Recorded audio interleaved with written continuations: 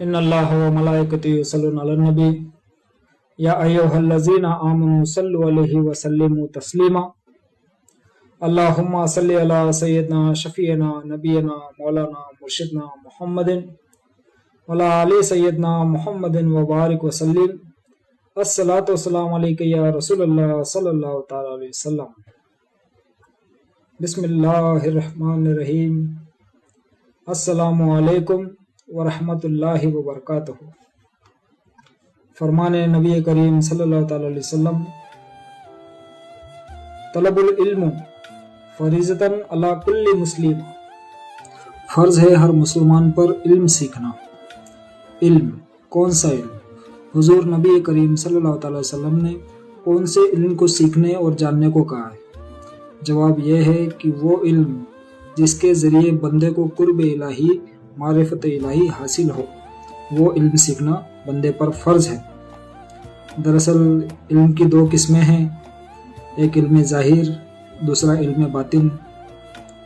علم ظاہر وہ ہے جو کتابوں رسالوں سے حاصل ہوتا ہے، اور دوسرا علم باطن۔ علم باطن عارفوں کے سینوں میں پوشیدہ ہے۔ رب کائنات کا احسان عظیم ہے امت مسلمہ پر کہ اس نے ہم کو اپنے پیارے محبوب حضور نبی کریم صلی اللہ تعالی علیہ وسلم کے ذریعے یہ دونوں علم عطا کیے۔ قرآن پاک میں اللہ رب العزت نے ارشاد فرمایا ہے، اے ایمان والو، اللہ کا تقوی اختیار کرو اور اس کے رسول مکرم پر ایمان لاؤ، وہ تمہیں اپنے رحمت کے دو حصے عطا فرمائیں گے اور تمہارے لیے نور پیدا فرمائیں گے جس کے ذریعے تم دنیا اور آخرت میں چلا کرو گے اور وہ تمہاری مغفرت فرمائیں گے۔ اس آیات کریمہ سے معلوم ہوا کہ رحمت کے دو حصے یعنی ایک علم ظاہر اور ایک علم باطن ہے۔ دراصل علم ظاہر عام ہے، ہر کوئی اسے حاصل کر سکتا ہے، لیکن علم باطن خاص ہے، اسے صرف خاص بندوں کو ہی عطا کیا جاتا ہے۔ علم ظاہر بندے کو ظاہری عبادت تک لے جاتا ہے، مگر علم باطن بندے کو اس کے معبود برحق یعنی اللہ تعالیٰ تک لے جاتا ہے۔ قرآن پاک میں اللہ رب العزت نے ارشاد فرمایا، اہل ذکر سے جانو اس علم کو جو تم نہیں جانتے۔ یہ اہل ذکر کون ہے؟ رب کائنات نے اپنے خاص بندے یعنی اولیاء اللہ کے سینوں میں اس راز کو پوشیدہ رکھا ہے۔ علم ظاہر کی حد شریعت تک ہوتی ہے اور علم باطن کا آغاز طریقت سے ہوتا ہے۔ دراصل علم ظاہر و علم باطن کو 4 حصوں میں تقسیم کیا گیا، اول شریعت، پھر طریقت، پھر حقیقت، پھر معرفت۔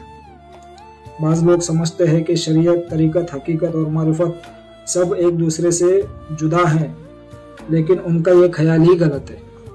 حقیقت تو یہ ہے کہ شریعت طریقت سے جدا نہیں، طریقت حقیقت سے جدا نہیں، اور حقیقت معرفت سے جدا نہیں۔ جس طرح دہی، مکھن اور گھی ایک ہی شے سے نکلی ہے، دودھ کے اندر دہی پوشیدہ ہے، دہی کے اندر مکھن پوشیدہ ہے، اور مکھن کے اندر گھی پوشیدہ ہے۔ طالب حق کو اگر شوق دیدار الہی ہے تو اسے ان 4 مقامات سے گزرنا ہوگا، اور سب سے اول اسے ایک رہبر کامل یعنی ایک مرشد کامل کی تلاش کرنی ہوگی۔ اللہ رب العزت نے قرآن پاک میں ارشاد فرمایا ہے کہ جسے اللہ رب العزت گمراہ کر دیتا ہے اسے ہرگز کوئی ولی یا مرشد عطا نہیں کرتا۔ جس بندے کو ہدایت والے راستے پر چلنا ہو تو اسے چاہیے کہ ایک مرشد کامل کی تلاش کرے۔ حضور نبی کریم صلی اللہ تعالی علیہ وسلم فرماتے ہیں، فرض ہے ہر انسان پر تلاش کرنا مرشد کامل کی، اگر ہو قریب مکان، یا ہو ملک عجم، یا ہو ملک شام، یا ہو ملک روم۔ بندے کو ملک روم تک بھی جانا پڑے مرشد کامل کی تلاش میں تو اسے جانا ہوگا۔ سورہ آل عمران میں اللہ رب العزت نے ارشاد فرمایا کہ حضور نبی کریم صلی اللہ علیہ وسلم مومنوں کو پاک کرتے ہیں اور انہیں حکمت عطا کرتے ہیں۔ اب مومن کون اور مسلمان کون؟ حضور نبی کریم صلی اللہ علیہ وسلم مومنوں کو پاک کرتے ہیں اور حکمت عطا کرتے ہیں۔ پاکیزگی سے کیا مراد ہے؟ تو حضور صلی اللہ علیہ وسلم ان کے باطن کو پاک کرتے ہیں، ان کے نفس کو، ان کے قلب کو یعنی دل کو پاک کرتے ہیں، حضور نبی کریم صلی اللہ تعالیٰ علیہ وسلم کا فرمان ہے کہ بے شک انسان کے جسم کے اندر ایک ایسا گوشت کا لوتھڑا ہے کہ اگر وہ پاک ہوا تو پورا جسم پاک ہو جاتا ہے، اور اگر وہ ناپاک ہوا تو پورا جسم ناپاک ہو جاتا ہے۔ خبردار ہو جاؤ، وہ دل ہے، اور جو بندہ پاک ہوتا ہے اسی بندے کو اللہ رب العزت نے کامیابی کی بشارت دی ہے۔ قد افلح من تزکا وذکر اسم ربہ فصلی، کامیاب وہی ہوگا جو ظاہر و باطن سے پاک ہو کر اپنے رب کا ذکر اور اپنے رب کی عبادت کرتا ہے۔ آج بندہ خدا تو صرف اپنے ظاہر کو پاک کرنے میں لگا ہے، لیکن باطن کی طرف کسی کا خیال ہی نہیں جاتا۔ حضور نبی کریم صلی اللہ تعالی وسلم فرماتے ہیں لا صلاۃ الا بحضور القلب، وہ صلاۃ، وہ نماز ہی نہیں جس میں قلب یعنی بندے کا دل حاضر نہ ہو۔ قرآن پاک میں اللہ رب العزت نے ارشاد فرمایا ہلاکت اور تباہی ہے ان نمازیوں کے لیے جو اپنے نماز کی حقیقت کو نہیں جانتے۔ حضور نبی کریم صلی اللہ تعالی وسلم کی ایک حدیث قدسی ہے کہ آپ فرماتے ہیں نہیں قبول کرتا اللہ تعالیٰ اس بندے کی عبادت جو نہ جانے اپنے معبود کی معرفت کو، لہذا ہر وہ علم بندے پر فرض ہے جو قرب الہی، معرفت الہی تک اسے لے جائے۔ حضور فرماتے ہیں انا مدینۃ العلم و علی بابوہا، یعنی آپ فرماتے ہیں کہ میں علم کا شہر ہوں اور علی اس کا دروازہ ہے۔ یاد رکھو ولی علی سے جدا نہیں، علی نبی سے جدا نہیں۔ جو طالب حق اپنے باطن کو پاک کرتا ہے، اپنے نفس کو نفس امارہ سے نکال کر نفس مطمئنہ تک لاتا ہے، اپنے ایمان کو علم الیقین سے حق الیقین تک لاتا ہے، اسی بندے سے رب راضی ہوتا ہے۔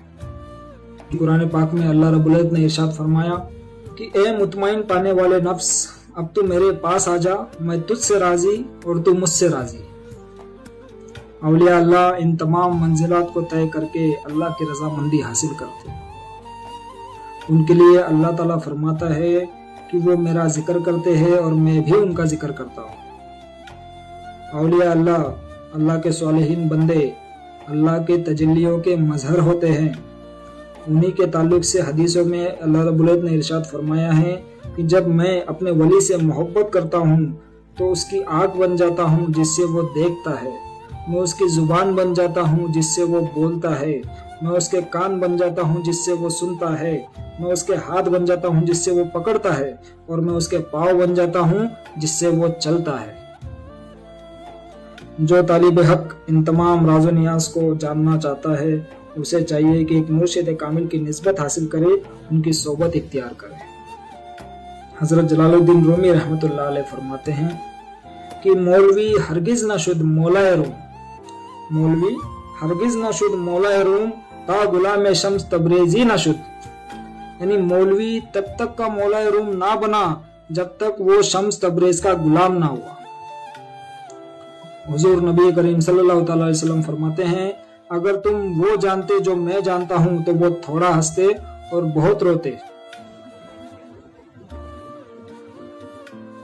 صحیح بخاری میں بہت مشہور و معروف حدیث ہے حضرت ابو ہریرہ رضی اللہ عنہ کی کہ آپ فرماتے ہیں کہ مجھے حضور اکرم صلی اللہ تعالی علیہ وسلم کی جانب سے دو قسم کے علم عطا ہوئے، ایک وہ جو میں عام لوگوں میں بیان کرتا ہوں، عام لوگوں کے بیچ میں، عام لوگوں کے درمیان بیان کرتا ہوں، اور دوسرا علم وہ ہے کہ اگر میں اسے عام کر دوں تو میرا گلا کاٹ دیا جائے گا۔ میرے عزیزو، حقیقت محمدی، راز مخفی، سر خدا یعنی راز خدا کا خلاصہ علم باطن میں موجود ہے۔ یہ وہ راز ہے جو صرف سینہ بسینہ عطا کیا جاتا ہے، اسے نہ کتابوں میں لکھا جاتا ہے اور نہ عام لوگوں کے محفلوں میں بیان کیا جاتا ہے۔ یہ راز صرف انہی کو عطا ہوتا ہے جن کے ضرب مضبوط ہوتے ہیں، جو راز الہی کو اپنے اندر پوشیدہ رکھنے کی طاقت رکھتے ہیں۔ وما علینا الا بلاغ المبین انا رحمت اللہ قریب من المحسنین سبحان ربک رب العزۃ عما یصفون والسلام علی المرسلین والحمد للہ رب العالمین۔